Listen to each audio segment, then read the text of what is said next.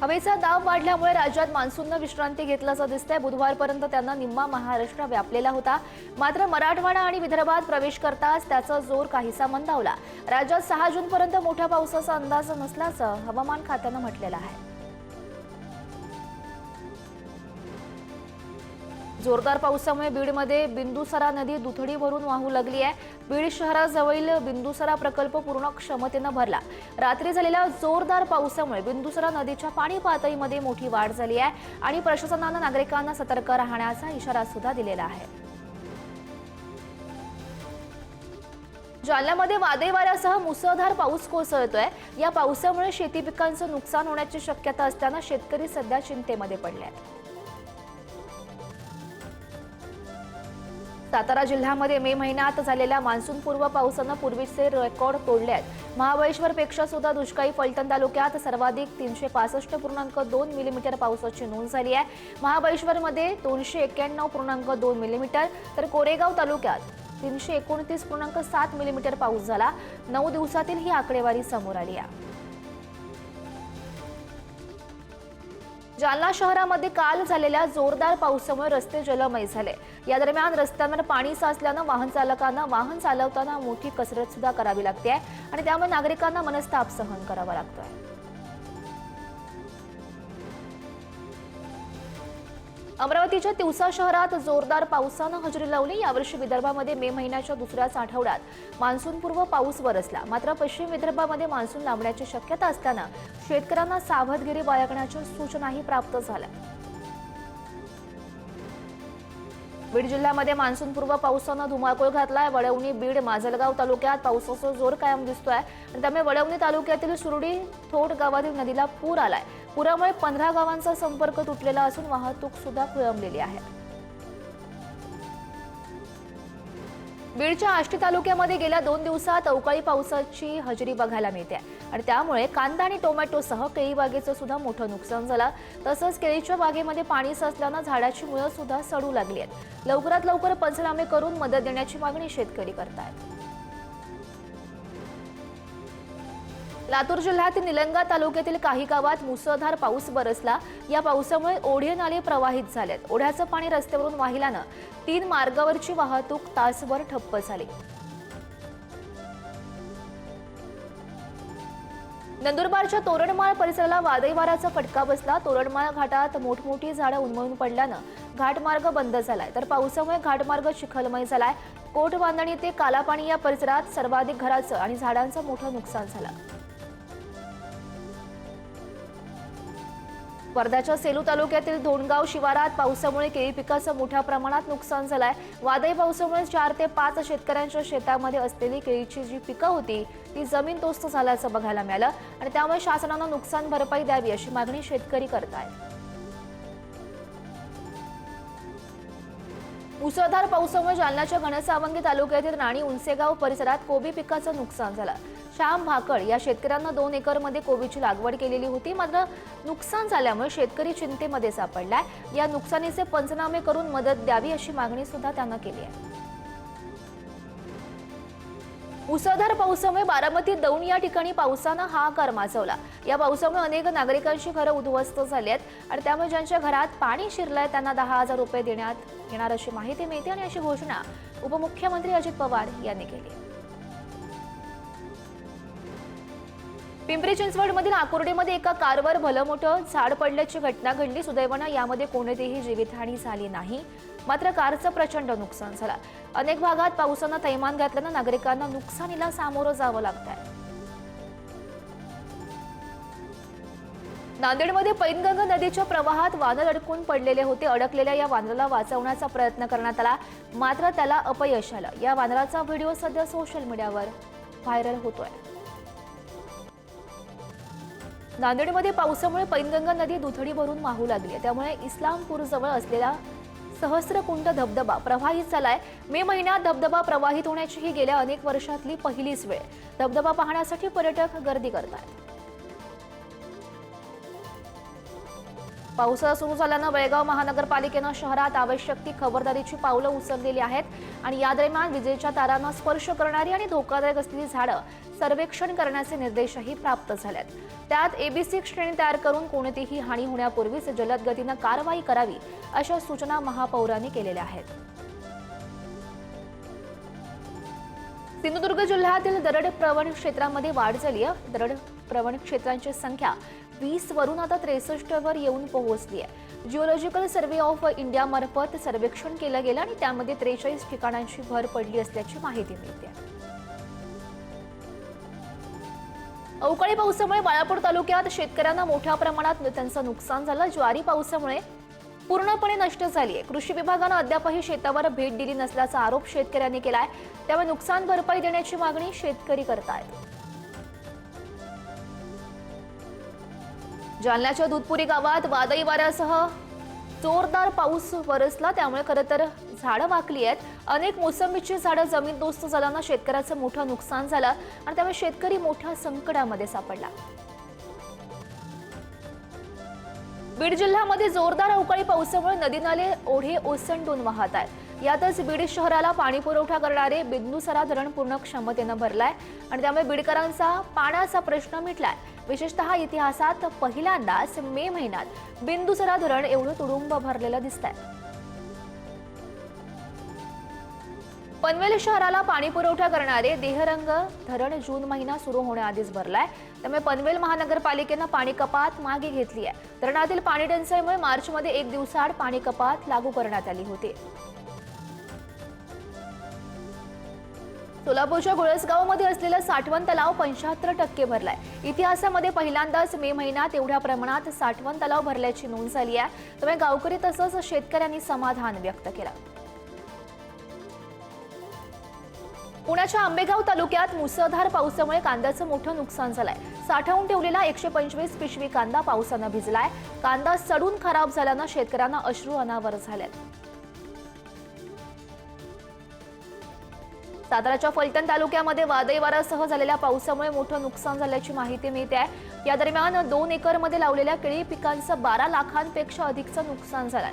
शेतकऱ्यांच्या वतीनं प्रशासनाकडे त्वरित पाहणी करून आर्थिक मदत द्यावी अशी मागणी सरकारकडे केली गेली आहे. अकोला जिल्ह्यामध्ये 2 दिवस झालेल्या ढगफुटी सदृश्य पावसानं हाहाकार माजवलाय. पावसामुळे 3076 हेक्टरवरील पिकांना याचा फटका बसलाय. यात उन्हाळी पिकं तसंच फळबागांचं मोठ्या प्रमाणात नुकसान झालं तर 22 घरांचं सुद्धा नुकसान झालंय. बीडच्या पाटसरा गावात पावसामुळे तब्बल 40 टन केशर आंबा सडलाय. त्यामुळे मोठं त्याचं नुकसान झालं. मेहनत करून लावलेली आंबा बाग पावसामुळे उद्ध्वस्त झाल्यानं शेतकरी महिलांना अश्रू अनावर झाल्यात. पंचनामा करून नुकसान भरपाई द्यावी अशी मागणी महिला करतायत. लातूरच्या औसा तालुक्यातील काही भागात पावसाचा कोथिंबीर आणि ज्वारी पिकांना तडाखा बसलाय. हातातोंडाशी आलेला घास हिरावल्यानं शेतकरी हवालदिल झालाय आणि झालेला खर्चही निघणंही कठीण झाल्यानं शेतकरी चिंतेमध्ये पडल्यात.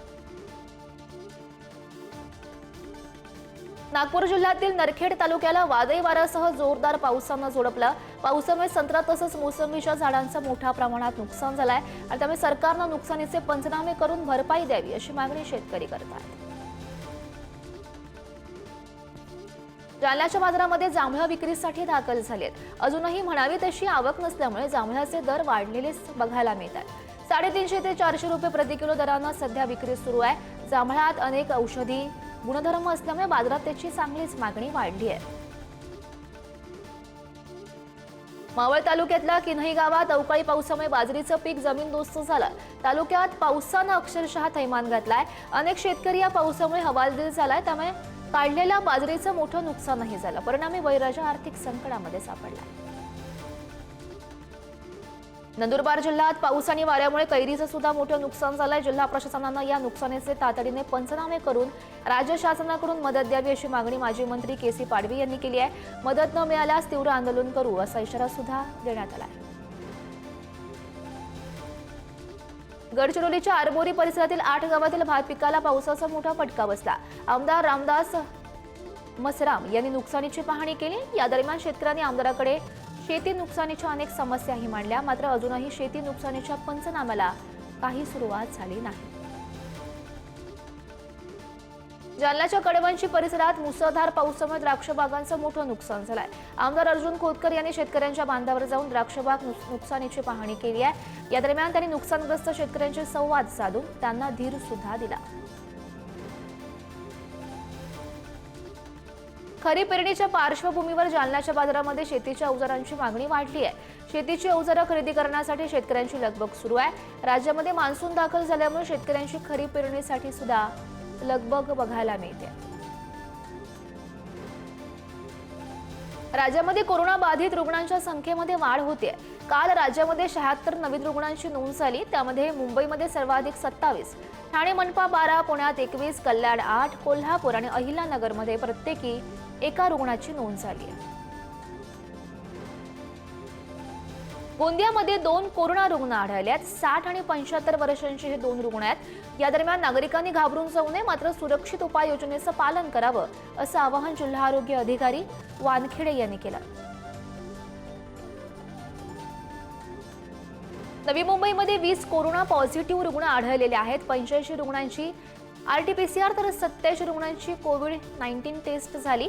बुधवारी कोरोनाच्या 18 रुग्णांची नोंद झाली तर 3 रुग्णांना डिस्चार्ज मिळाला। जळगावच्या नशिराबाद येथे डेंग्यू आजाराची साथ आलेली असून एकाच दिवसात डेंग्यूचे 5 रुग्ण आढळलेले आहेत। यावर तात्काळ उपाययोजना करण्याची मागणी नागरिक करत आहेत। अचानक रुग्ण आढळून आल्यानं आरोग्य यंत्रणा सतर्क झाली असून संपूर्ण गावात सर्वेक्षण आणि जनजागृती मोहीम सुरू करण्यात आली आहे। 11वी ऑनलाईन प्रवेशाचा गोंधळ कायम दिसतो। 11वीच्या प्रवेश प्रक्रियेमध्ये अनेक तांत्रिक अडचणी येत असल्यानं विद्यार्थी त्रस्त झालेले आहेत। लॉगिन आयडी, पासवर्ड न मिळणं, अर्ज सुरू न होणं अशा समस्यांचा त्यांना सामना करावा लागतोय। याचा परिणाम अर्ज नोंदणीवर झाला असून विद्यार्थ्यांच्या संख्येमध्ये घट झाली। उल्हासनगरच्या वालधुनी नदीचं पाणी प्रदूषणामुळे फेसाळलंय। एमआयडीसीतील रासायनिक सांडपाणी नदीमध्ये सोडलं जात असल्याची माहिती आहे। अंबरनाथ आणि उल्हासनगर शहरातील केमिकल कंपन्या सांडपाण्यावर कोणत्याही प्रक्रिया न करता ते नदीमध्ये सोडतात आणि त्यामुळे नदी मोठ्या प्रमाणात प्रदूषित होत असल्याचा आरोप केला जातोय। पहिल्याच पावसात केईएम रुग्णालयाची दुर्दशा झाल्याची गंभीर दखल मुंबई उच्च न्यायालयानं घेतली। सुमोटो याचिका घेत उच्च न्यायालयानं पालिकेला नोटीस बजावली आहे। पहिल्याच पावसात केईएम रुग्णालयामध्ये पाणी साचल्यानं रुग्णांचे अतोनात हाल झाले होते। मुंबईत नगरसेवक नाहीत, 3 वर्ष प्रशासक राज आहे, त्यामुळे सगळ्या परिस्थितीला आयुक्तांना जबाबदार धरायला हवं। मुंबईत पूर्ण नालेसफाई झालीच नाही असं काँग्रेस खासदार वर्षा गायकवाड यांनी म्हटलं। जालन्यामध्ये आमदार अर्जुन खोतकर यांनी पावसाळ्यापूर्व नालेसफाईच्या कामाची पाहणी केली आहे। शहरातील नालेसफाई आणि पावसाळ्यापूर्वीची कामं लवकरात लवकर पूर्ण करण्याच्या सूचना या दरम्यान खोतकर यांनी प्रशासनाला दिलेल्या आहेत। अमरावतीमध्ये 8 शाळांमधील मुख्याध्यापकांना कारणे दाखवा नोटीस बजावण्यात आली। सुट्टीच्या दिवशी विद्यार्थ्यांची खिचडी कोण खातं या प्रकरणी चौकशी सुरू आहे। चौकशीमध्ये मुख्याध्यापकांना कारणे दाखवा नोटीस बजावण्यात आली आहे। रायगडमधील पेणमध्ये बनावट पनीरची विक्री होत असल्याचं उघडकीस आलं। हॉटेल आणि नागरिकांच्या वारंवार तक्रारी येत असल्यानं मनसे चांगलीच आक्रमक झाली आहे। अन्न आणि भेसळ विभागानं डेअरीवर कारवाई करत 15,000 रुपयांचा साठा जप्त केला। साताऱ्याच्या कास पठारावर कार्यकारी समितीकडून तंबूसाची जाळी बसवण्याच्या कामाला सुरुवात झाली आहे। गतवर्षी जून महिन्यानंतर पठारावरील तयारीची सुरुवात होते, मात्र या दरम्यान पाऊस लवकर आल्यामुळे पर्यटकांचा ओढा पठारावर वळलाय। त्यामुळे पठारावरील फुलांच्या संरक्षणासाठी उपाययोजना करण्याची गरज आता भासू लागली। सखल भागामध्ये साचणाऱ्या पाण्याच्या सर्व ठिकाणांवर महापालिकेच्या वतीनं सीसीटीव्हीच्या माध्यमातून नजर ठेवली जाते, मात्र सध्या पाणी भरण्याचे स्पॉट वाढत असल्यानं महापालिकेनं आणखी 500 नवीन सीसीटीव्ही कॅमेरे बसवण्यासाठी वाहतूक पोलीस विभागाला प्रस्ताव दिला। या प्रस्तावाची कार्यवाही करण्यात आली नाही। राज्यामध्ये महिला आयोगाप्रमाणे राज्यात पुरुष आयोग स्थापन करण्याची मागणी मनसेनं मुख्यमंत्र्यांकडे केली आहे। पुढील 4 ते 5 दिवसात मनसेचं शिष्टमंडळ फडणवीस यांची भेट घेईल। राज्यामध्ये पुरुषांचा छळ होत असल्याची मनसेनं तक्रार केली। गडचिरोलीच्या पळसगाव मजेवाडा शंकरनगर परिसरात 28 हत्तींच्या कळपानं हैदोस घातला. हत्तीच्या कळपानं शेतकऱ्यांचं धान, भाजीपाला आणि मका पिकांचं मोठं नुकसान केलं. त्यामुळे या परिसरातील शेतकरी धास्तावलेले आहेत. गेल्या 2 दिवसांपासून डोंगरगाव हलबी रस्त्यानं पळसगावमध्ये हत्ती दाखल होत आहेत. कोल्हापूरच्या कागल तालुक्यातील वाळवे खुर्दच्या शेतकरी कुटुंबियातील विवेक सुतार या मुलाची थेट अमेरिकेतील हॉवर्ड विद्यापीठात शिक्षणासाठी निवड झाली. आयबीचा अभ्यास पूर्ण करणाऱ्या विद्यार्थ्यांना हॉवर्ड विद्यापीठामध्ये शिक्षणाची संधी मिळते. या विद्यापीठात जगभरातून केवळ 700 विद्यार्थ्यांची निवड केली जाते. दक्षिण कोरियातील गुमी येथे सुरू असलेल्या आशियाई अॅथलेटिक्स चॅम्पियनशिपमध्ये बीडच्या अविनाश साबळेनं 3000 मीटर स्टीपल चेसमध्ये सुवर्ण पदक जिंकलंय. त्यानं जपानच्या युतारो निनेला हरवत अव्वल स्थान पटकावलं. त्यामुळे स्टीपल चेसमध्ये 36 वर्षांनंतर भारताला सुवर्ण पदक प्राप्त झालं. आरसीबी खरं तर आयपीएलच्या फायनलमध्ये दाखल झाली आहे. क्वालिफायर सामन्यात आरसीबीनं पंजाबचा 8 विकेट्सनं पराभव केला. शानदार गोलंदाजी करत त्यांनी पंजाबला 101 धावावरच गुंडाळलं. त्यानंतर आरसीबीनं 10 षटकात 101 धावा पूर्ण करत फायनल गाठली. नॉर्वे बुद्धिबळ स्पर्धेमध्ये डी गुकेशनं अमेरिकेच्या हिकारू नाकामुरावर विजय प्राप्त केला. जागतिक क्रमवारीमध्ये 2ऱ्या क्रमांकावर असलेल्या हिकारू विरुद्धच्या या विजयामुळे गुकेशला 3 गुण मिळालेले आहेत. सलग 2 पराभवानंतर त्याचं जोरदार पुनरागमन झालं. आता 4थ्या फेरीमध्ये गुकेशचा सामना फॅबियानो कारुआनाशी होणार आहे. आमिर खानच्या सितारे जमीन पर या आगामी सिनेमातल्या सिर आंखों पर हे गाणं सध्या रिलीज झालंय. या गाण्यात जेनेलिया आणि आमिर थिरकताना दिसणार आहेत. अरिजित सिंगच्या आवाजातलं हे गाणं सध्या समोर आलंय. 20 जूनला थिएटरमध्ये येणारा हा सिनेमा 2007 साली प्रदर्शित झालेला तारे जमीन पर या सिनेमाचा सिक्वल आहे.